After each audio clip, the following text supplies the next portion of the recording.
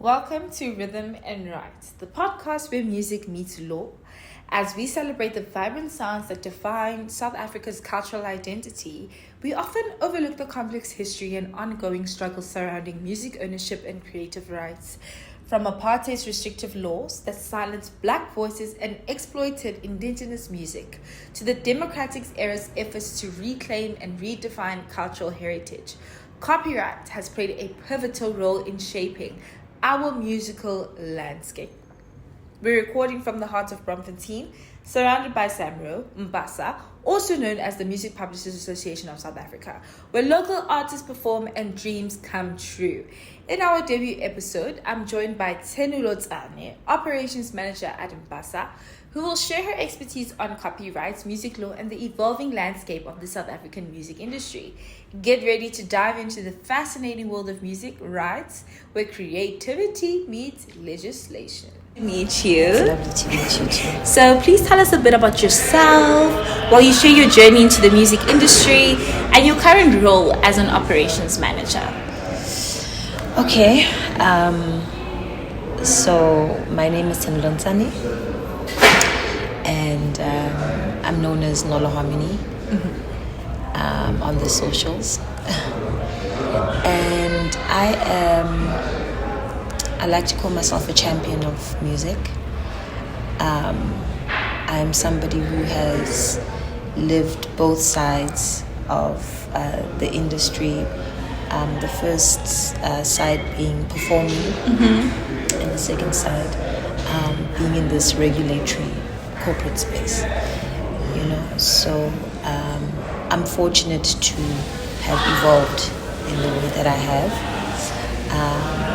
I've always had a passion for music. I started as somebody who loved to write songs from high school.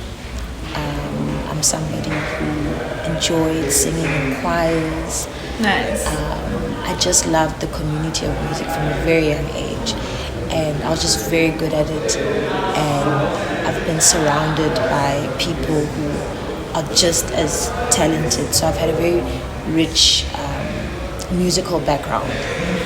Exposed to choirs, have been a part of choir Olympics.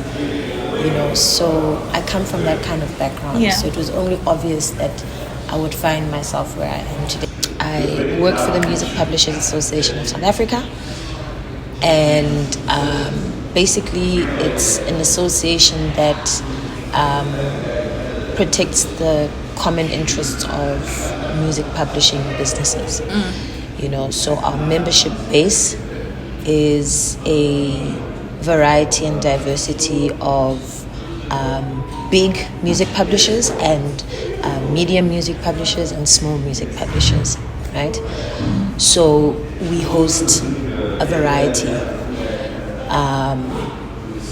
and so it makes our role so important as an association because we get to have an inside view on the different experiences of these different companies.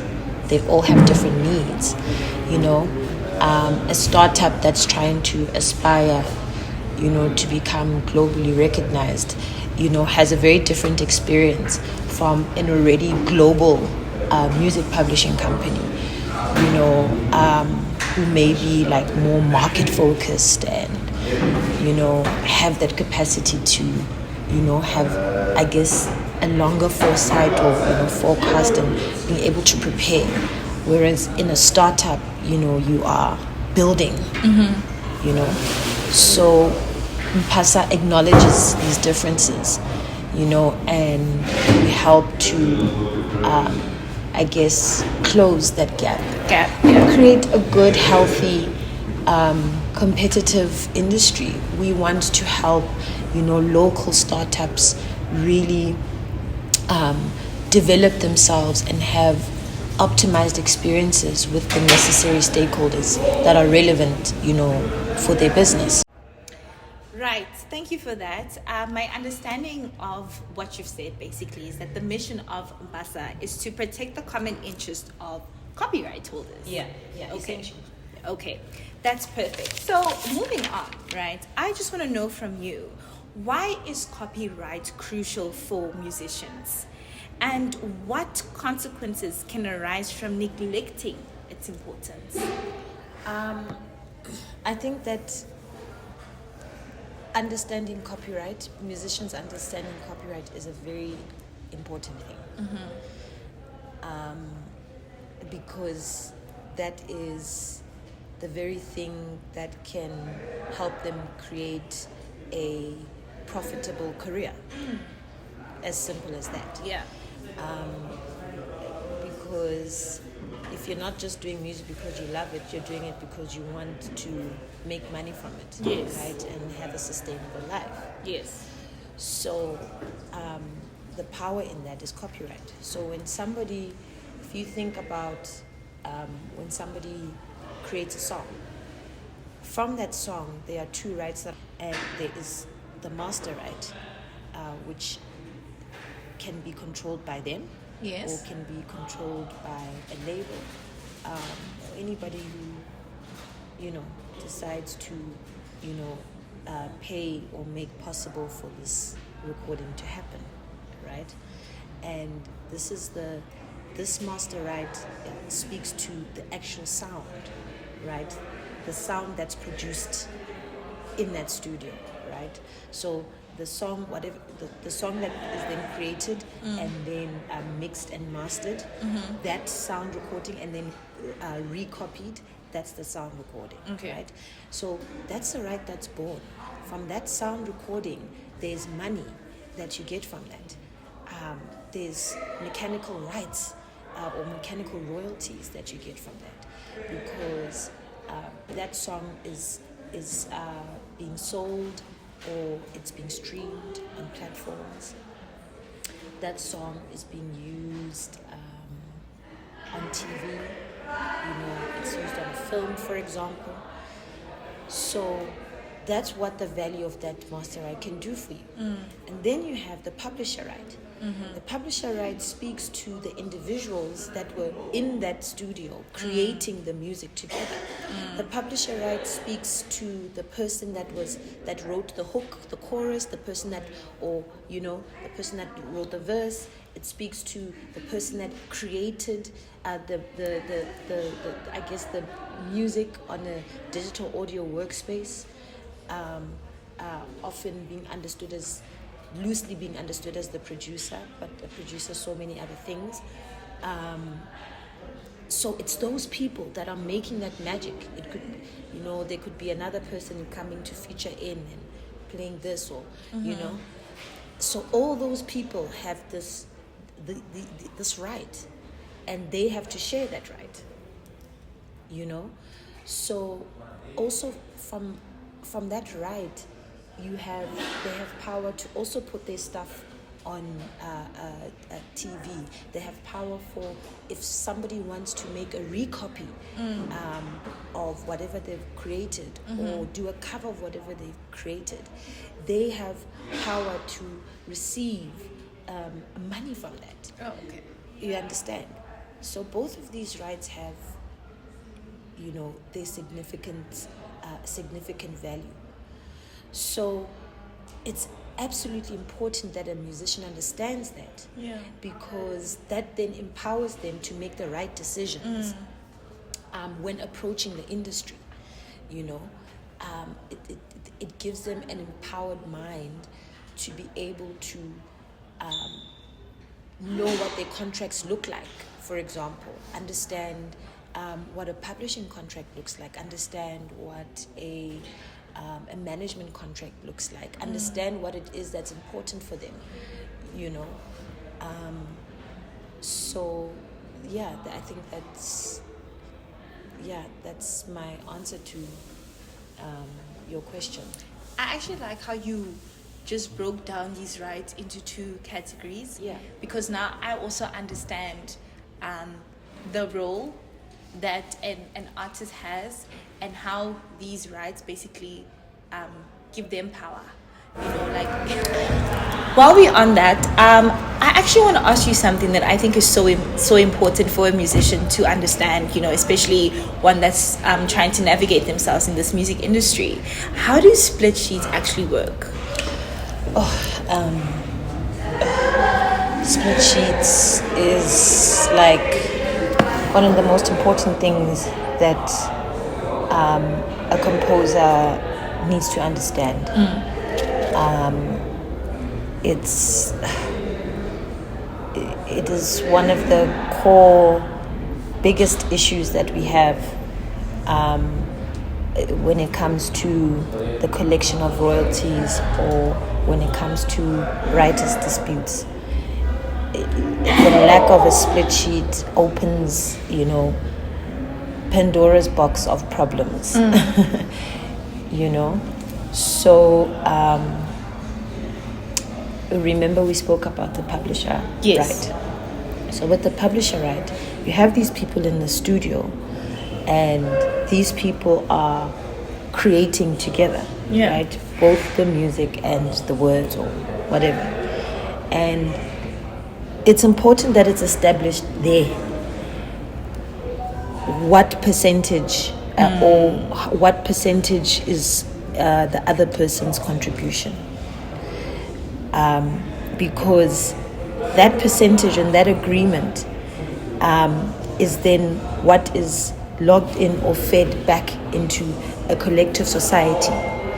So the collective society, when they get a bulk of money that is due for this work, the collective society then has to look at who it's sharing this to, because there are a number of rights holders for that song, if there are a number of, do you understand? So that information comes from the first most important document, which is the split sheet, to say we came into studio together. I'm the top liner, I'll take 50%, you can take 50%. I mean, it can be anything, honestly, there's no rule. And we put this information on a split sheet. So the split sheet has information on the percentage that everybody has contributed on this work. It has information of the names of these people who've contributed. It has information of the publishing company that they're affiliated to, if there is. And so it's one of the most important documents that is given to the collective societies. How has democracy impacted musicians' rights to copyright in South Africa? So I think the beauty of us having evolved in democracy and just seeing how music has had such different eras is firstly something we should recognize. Very different eras but very significant eras, where pre-democracy, you were in an era where music was very like activist driven, activist driven, strong messaging, just like raw and political and like bold, it had its own bold. And then transitioning, post-democracy, where the world is moving fast, globalization is just like opening us into different worlds. So, like Hollywood is not far anymore, and people are peeping at your music. Somebody in Sweden, is peeping into your life, watching what you're doing in, Johannesburg. So we are now in this huge world. And I think that's the greatest advantage right now, for musicians in this era. And there's just so much opportunity, in that. And so I think the songs that are being created right now have their own kind of boldness. I think our genres are crossing, seas. They're exposed, in different parts of the world. Yeah. So we are being liberated more to sound like us, because us is being seen and us is being appreciated. We no longer need to have that pressure to conform to certain genres, certain common genres, because it's more appealing. Now you could, genres are such a colorful array. It's just expanding. So we're just in the space of constant potential, where you can just be who you are. You are free to express exactly what it is. So you may not necessarily be driven by like a one cause before, which had its own, significant creations around it. It made, that was a beautiful era. But you are this person that is conquering many things right now, and the world is your oyster, and you're catering to not just the people that looks like you, but people that don't look like you. But you are, you just have so much more influence, or your influence just looks so much more different and so much more colorful and powerful. So Love that. Right, folks, and we've come to the end of episode 1 with Tenulo Zane. A very insightful conversation, actually, and I really hope that musicians or upcoming musicians will find this really resourceful. One aspect that we touched on was the split sheets, which I feel that many musicians know of, but it's really something that is of the last minute to them. Especially in studio, how fun it gets. You really don't focus much on the admin stuff when you're producing, making beats, or singing your heart out, So it's really important that you get to that spreadsheet at the very beginning of making a song. Anyway, I cannot wait to tune in with you guys for the second episode soon. Signing out, Kahlaho, your host, Rhythm and Rhyme.